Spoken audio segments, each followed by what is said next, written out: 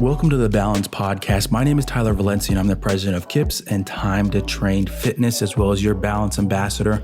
We have a guest on the podcast that we're going to be talking about one of my favorite things, and that's YouTube. YouTube and how it works with the fitness industry, online workouts, all that great stuff that we talk about in this podcast, in the YouTube tutorials that we put out. We have my guest, Courtney Andersen, on the podcast. Courtney, thank you for coming on. Hi, Tyler. Thanks for having me. Yeah, this is going to be a fun one, a fun topic, and I couldn't wait to chat with you. And for the listeners, we were chatting before about YouTube stuff because Courtney has seen a tremendous growth over the last year and a half with her channel, and I love hearing all that stuff. So let's kick it off. Courtney, can you share your background within the fitness industry, how long you've been working in the industry, previous jobs, all that kind of stuff? Sure. So before YouTube, I was a fitness instructor at a couple different gyms, and I taught live and just did that pretty much. And then before that, I grew up as a dancer, and I was a competitive dancer up until I went to college. And then I danced at college, and I was on the dance team, also down on the field doing cheerleading stuff and on the basketball court. And then after college, I really got into going to the gym. I just loved the gym so much. And I met a lot of people and got into doing triathlon. Oh, wow. And then did many triathlons, did 5 full Ironman triathlons. Wow. And that was all before I had kids. But then once I had kids, everything kind of changed and just kept up with my running. I kind of nixed the cycling and the swimming and just have kept up with my running a lot, and then decided I wanted to go into being a fitness instructor. So that's basically it. Yeah, and I have to throw in there that is how Courtney and I met at a gym in Southern California, and she was a very popular instructor in that gym, a big following, and one of those instructors that you see members following after the class, asking them questions. Courtney is that instructor. She's one of those, she's very bubbly. She's got a great personality that people they gravitate to at the gym. And what's been great to see is how she took that to the online space with YouTube. And I don't want to just give it all away right now in the podcast, but Courtney, how has your career kind of changed over the last 2 years, and kind of that switch to going online? Oh my gosh, it has changed so much. So I completely stopped teaching at the gym and have since started my own YouTube channel where I can really put out my workouts to the world. So it's not just set in one area. Like at a gym, I can put it out there to anyone who wants to do the workouts with me. And so now I'm kind of on my own schedule. I do the workouts, I record them at any time. And then I also do live workouts from my home. So I haven't actually stepped foot inside of a gym in a couple years, although I do teach a run club through a gym, but that's outside.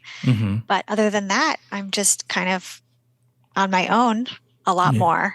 Yeah. And one of the pieces, for a little more background information here, and I actually know the answer, but with your workouts on your YouTube channel, the pre-recorded ones, is it audio? Are you instructing at the camera, or is there a combination of audio and subtitles and captions and all that? Right.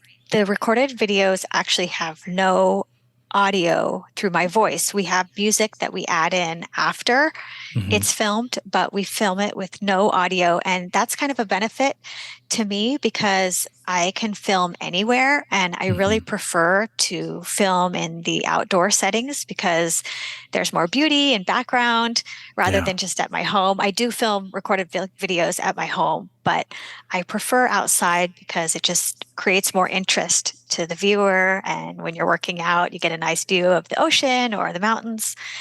So we don't have any of that outside sound, though, that happens when you do film outside. It's just silent, and then we add the music in later. But I do, on the live workouts that I do twice a week, I do those from my home, and I do use audio. I do talk to the people, give them recommendations on form and what exercises are coming next, and have some more camaraderie with the viewers. The reason I asked that question is people that are listening and people that have maybe thought about YouTube, they can hopefully see that there's multiple ways to go about it, that you don't have to do, with my channel, Time to Train Fitness, we do talk the whole workout, but you can do it multiple ways. There's no set, that you have to do it this way. This is the only way. No, you can make it however you how creative you want to be. And I think that actually goes into my next question here with your filming set when you're outdoors, because you film in some pretty amazing spots that if you follow Courtney on social media, you can see some of those. How do you find those, and how do you kind of select where you want to film next?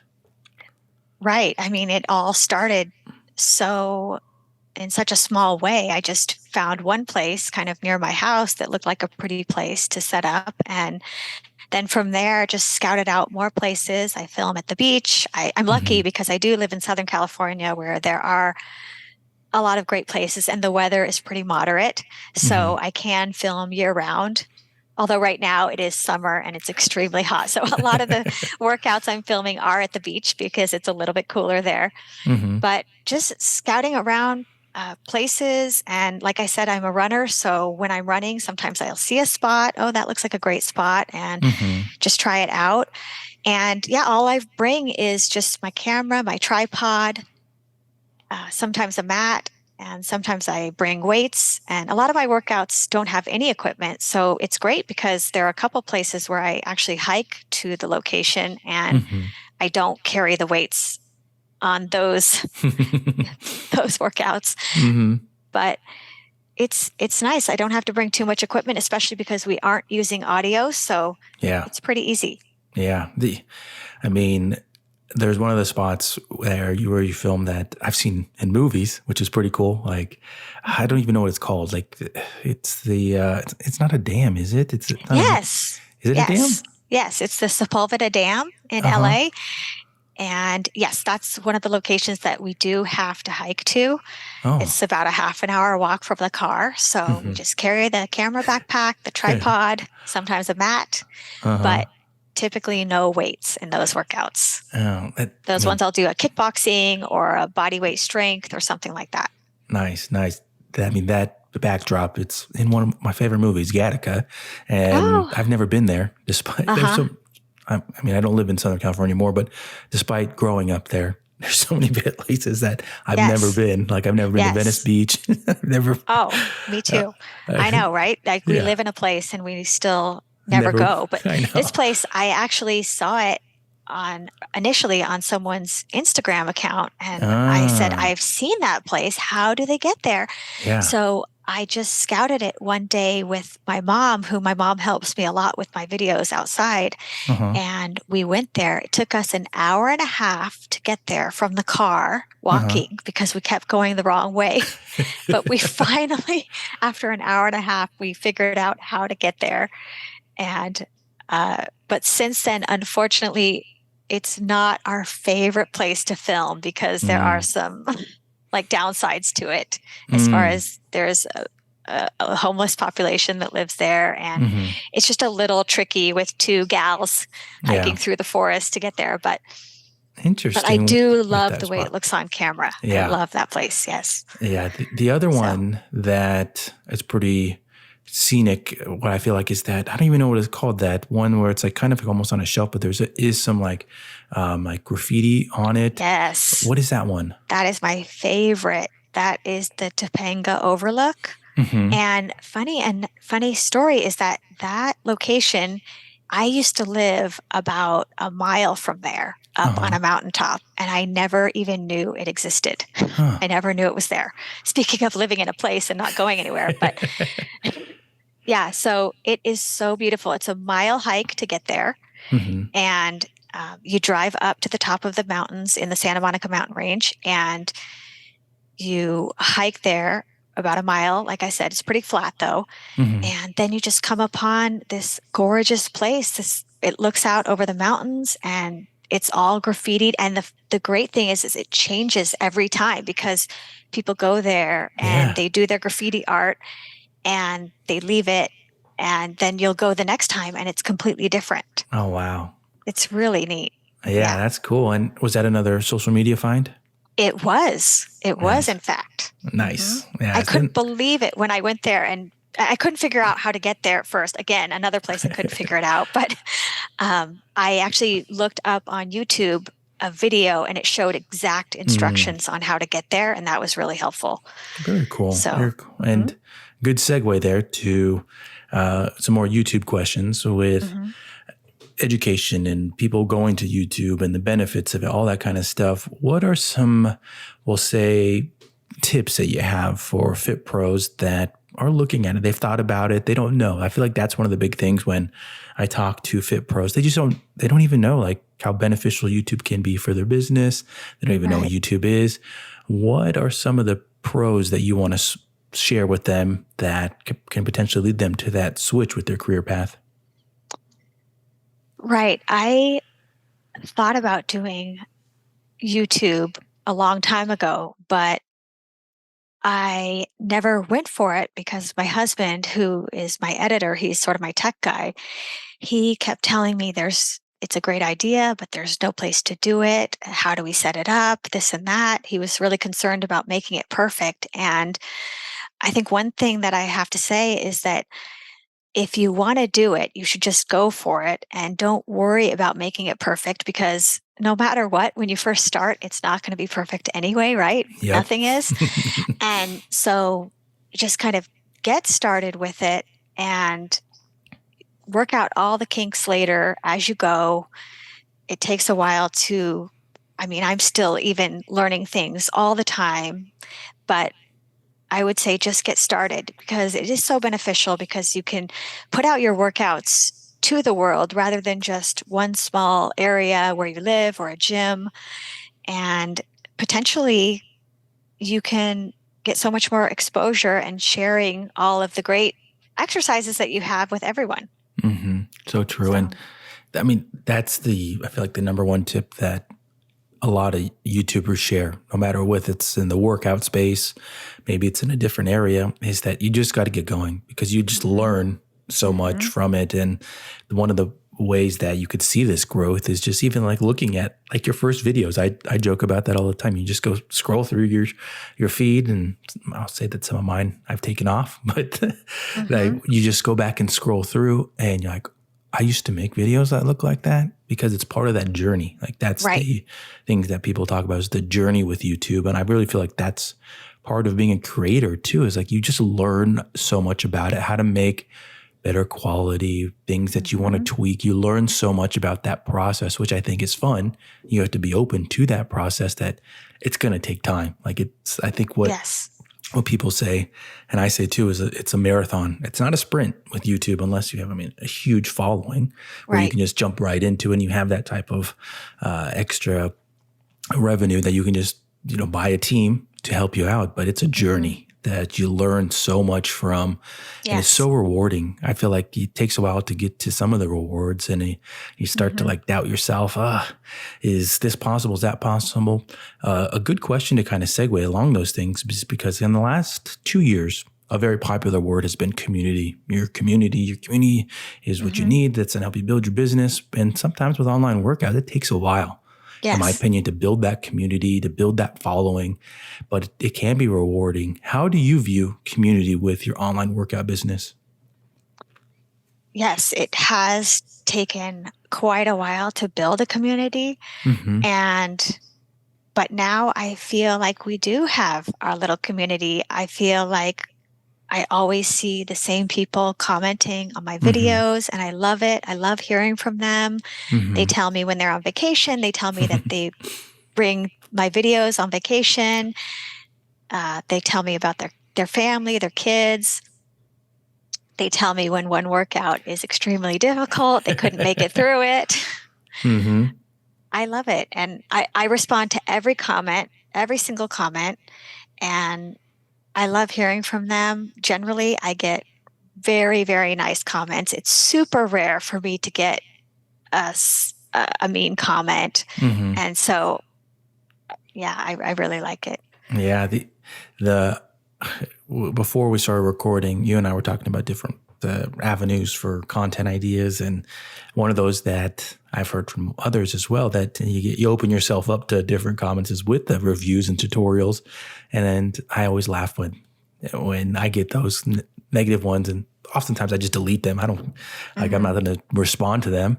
Right. Sometimes I'll leave them up there for a little bit, but then maybe I'll come back and delete it. Most of that's what I do most of the time. And but like, it's across any platform with people wanting to, I'll say, mansplain about certain things. And it's like, come on, like you don't even have an image in your profile picture. You don't even have a channel, and you want to tell me how to make a video? Come on, get out of here. Yes. Get out of here with that stuff. And yeah.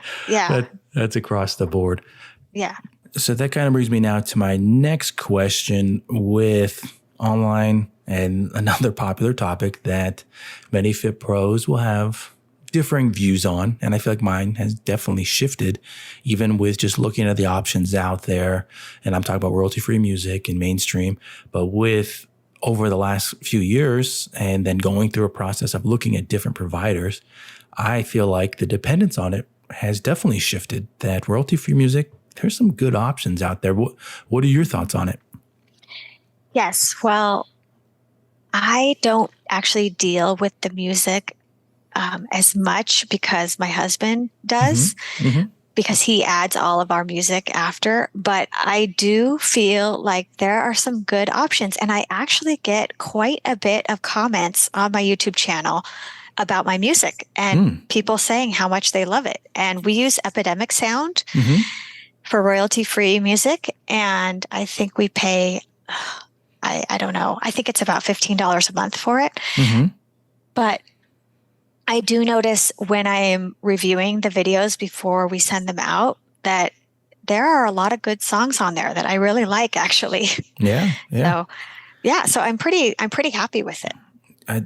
I know, thinking back to it, you were actually one of the ones that I asked when I was going through a process of looking at all the options out there, getting pricing, and then I asked you, and you said Epidemic Sound, and that has really been a game changer for our channel with switching to it, and just the quality of it. And I mean, one of the things that I always say, and your husband can probably attest to this, is the ease of the setup with it. And I have to preface it by saying this is not trying to discount the other providers out there. I know one of the owners. I've talked with VPs of the other companies, and it's just so easy to set up. I haven't talked to anybody with it, but they handle so much through automation with putting in your accounts on your YouTube account, your Instagram account, Facebook, so you don't get flagged for any of that stuff. And if you do get flagged, that it gets fixed super quick. That there are no blocks on the audio, any of that kind of stuff that I know that people comment on Facebook pages all the time, like, I'm having issues with my music, blah, blah, blah, blah, blah. No, they get it fixed for you. And it's so easy with that way. So definitely in that same boat with Epidemic Sound and checking them out and just trying it out. You get so impressed. Same thing. You're like, oh, wow, this is a good song. You start bobbing your head and you're like, okay, I can dig this. Yes. I mean, it took me a little bit to get used to. I was a little bummed because everybody loves the music, the mainstream music that we hear on the radio all the time. And it is kind of at first like, oh man, I can't use that music. But once you get used to it, you do find that there is quite a few great songs out there. Yeah. So, interesting question, I feel like, for people that going through it, maybe they're starting or they want to start a channel. And we were talking about this before as well, with getting that first 1,000 subscribers, that first 1,000 subscribers. And I mean, it's tough. It's tough. Yes. It's a process. What are some of those things that you can recommend to people that like to either just stay in it, or that things that you discovered yourself that really you feel like help set you up for the future? Yes. I think that, first of all, staying the course is the biggest one. It took me I don't know, but I want to say maybe almost a year to get to 1,000 subscribers. I mean, it just took forever. Mm-hmm. So it took a long time, and I started out right away with about 100 subscribers because I told every single one, everyone I've ever known, I think about it. Mm-hmm. And so, but it turns out that the subscribers that you really want might not necessarily be your friends and family. Yeah. You want the subscribers that are actually going to watch your videos, that are the people who will be interested to see the videos that you put out there. And so you don't necessarily want to always be asking your friends and family, but of course you need them to get started. So that was good. Mm-hmm. And yeah, just staying the course, and then just looking at your analytics, trying to figure out what people want from you. Maybe they want short little workouts. Maybe they want longer workouts. I started with short workouts. I started with maybe 10 to 15 minute long workouts. Mm-hmm. And then I decided, you know what? I think I want to go with some shorter workouts, 4-minute workouts. So I did a ton of those. And it turned out that for me, and at least the people that were watching my channel, they didn't really want that. They wanted full on long workouts. Mm-hmm. So now I've kind of discovered that people really want at least 30-minute workouts, at least from me, from what I provide. Mm-hmm. So maybe for you, it's different. Maybe they do want the shorter ones, but for me, I've noticed they want the longer ones. So just kind of figuring out what people want and what they're after, and just being patient is the biggest one. All three of those very good tips, all of them. I mean, I think to kind of expand on asking your friends, family for likes and subscribe, great way to get started, get that subscriber count going. Yeah, it feels great to see that number go up, but you're spot on with, you want people that are actually going to watch it. And because then that helps out with YouTube for them understanding. Like, this is the people that we need to show this video to more. We need to show this to people that continue to come back and watch it, take it, and then come to the next one. And so it goes out and finds those people. I mean, it's kind of crazy when you think about it, the power of an algorithm and AI and all that kind of stuff. But they want to show good content to the people that are going to continually stay on their platform. And so that's part of it. Right. And it goes right into the last ones with the patience of staying the course and just understanding that it'll come, all that kind of stuff. And you don't generally doesn't happen overnight. Yeah. And you don't want a business that relies on your friends and family for them to tune in. You want your own community. You want your own following, all those types of things. And so the pieces of it, it's a marathon, as we keep coming back to. Courtney, before we even go any further with talking about YouTube and your business, what is your current subscriber count at? We got to get that out there. Right. I think I have about 17,500. Crazy. Something like that. Awesome. Hopefully get to 18,000 soon. Nice. So awesome. And I mean, the process of getting to 1,000, you learn so much from it, but I always hear that once you get there, you get that next 1,000 quicker. You get then the next and the next, and you just continue building on it with your channel now. And let's kind of dive into the different lengths, because that's one of the things that I just talked about in a video I'm making, is the different lengths of videos, because of you're not restricted by another instructor coming in after. You're not restricted by having to shorten your class, anything like that. You're just working on the content of it, but also thinking about the other factors of you're not having to set up anything. You're not having to stop early for anything as well. What have been some of the lengths that you feel like go towards more demographics, or maybe shortening them up for certain reasons? What are what's your thought process behind that? Yeah, well, I do a lot of 30-minute videos for sure. That's kind of, I would say that's probably my go-to length of a workout. And we don't really do any pauses in those videos. It's pretty much go, go, go for the whole 30 minutes. And then, but I find that a lot of people, my followers, really love the 60-minute videos, actually. So I do film quite a bit of those as well. I do usually 30-minute, sometimes 40 minutes, sometimes 50 minute, and then 60 minutes. So that's what I kind of go toward. And then sometimes I do shorter length. Sometimes I do still put out 10-minute videos, like an abs workout or something quick.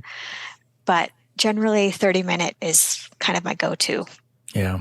I think that's like exactly what you said with your audience. You're trying to figure out what your audience likes. And for myself, I do 10 and 30-minuters as well with my channel, with Time to Train Fitness. And part of that is along the same lines, like with the 10-minute one, my thought process is, okay, and I even say it in it, and even when we promote it, I say like, okay, maybe you want to add in this upper body series after you already did your cardio, you did your cycling, you did your running, whatever that might be. Here, pop this on. And from the YouTube perspective, they want to keep people on the platform. Yes. So they're going to show it to more people. Right. And smart to recommend your other videos for sure. Exactly. With now talking with yourself, being a YouTube instructor, how do you compare it? What are some of those intricacies that you've kind of uncovered from teaching in person to doing online workouts? Right. Well, what we had talked about is the creative aspect of it. I really love to do my own thing. Yeah. I really love that. I had trouble with that, especially at one gym in particular where I worked, where they only wanted me to do specifically their classes and their exact format. And it's like you couldn't deviate. You had to do specific trainings for that format. And that, for me personally, I know some people might like that because then you don't have to think as much. You just insert your exercises and boom, you're done. But for me, I just really love having the ability to do what I want, do the exercises I want, the formatting I want, and just kind of go for it without anyone telling me what to do, kind of. So I love that. Yeah, that's a good one. And I'll have to ask you after to know the gossip behind that. But with only for you, Tyler. Yes, with that same boat with that you do what you believe is right. And I know many instructors will have a similar story. I mean, I know that I remember there was a gym that I was at subbing, and they told me after, despite not seeing my full class, anything like that, they were telling me how I'm taking too much time on the warm-ups. And I was like, what? I'm taking too much time on my warm-up. Like, are you kidding me? I don't want anybody to get hurt, so I'm going to make sure they're warmed up. Yes. And I was like, this is crazy. But with YouTube, you do what you believe is right. That's the beauty of it. You do what you believe is right, how you want to teach it, all those types of things that, I mean, instructors would love in their day-to-day, and that's the beauty of it. So let's get to the podcast closing tips here before we wrap this up. And I love this question for just getting insight. So, Courtney shared at the beginning her history in working in the fitness industry, and her perspective is different than all of ours. And that's the beauty of getting advice from someone like her, hearing her advice, what she thinks, what's coming up, all that kind of stuff. So, Courtney, what are 2 closing thoughts on the future of the fitness industry that you would like to share? Oh, gosh. Well, I think for one, the fitness industry is changing. It's definitely going more online. Yeah. I think we'll always have gyms and we'll always have in-person training, but people also have realized that they love to have the ability to work out from their home, from anywhere, and just click on a link and get to it. They don't have to drive anywhere. They don't have to get dressed. They don't have to worry about childcare, anything like that. And so I think people are realizing how convenient it is to go online and work out. Yeah. So I think it is a great time to get yourself online, get yourself on YouTube or social media, wherever, and get your workouts out there. And that's my main thing. Number two, I don't know. I've got number one, and that's it. A big number one. I dig it. And I mean, one of the pieces that I have to throw in there we'd even talk. You are a fit pro. You have, is it 3 kids? 3 boys? 3 boys. 3 boys, a 17,000 subscriber channel, and crushing it. Like, you can't make those things up. Like, she is hustling within the industry. Yes. And I mean, I mentioned that because anybody can do it. Anybody can go down that path, put that work in to grow a channel. And I mean, we meet so many fit pros that, I have to do this, I have to do that. And you're crushing it. So let's finish this up with, can you share your social media links, your channel link? What are those things? Yes. So on YouTube, if you just search my name, it's Courtney, Courtney, Andersen, Andersen. That's the important part. I'm Andersen, Sen, not Owen.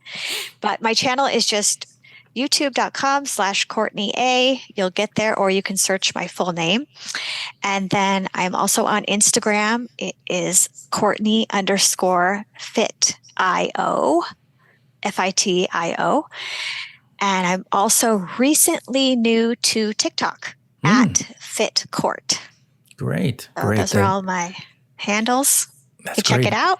Yeah, that's the last 2 guests on this podcast have shared their TikTok, and I'm like, oh, nice. Yes. Way to include that. I dig it. So great stuff in this episode. Lots of items for hopefully people listening that like, okay, I can do this. I can be creative. I can be themselves. So Courtney, thank you for coming on the Balance Podcast. Thank you so much for having me, Tyler.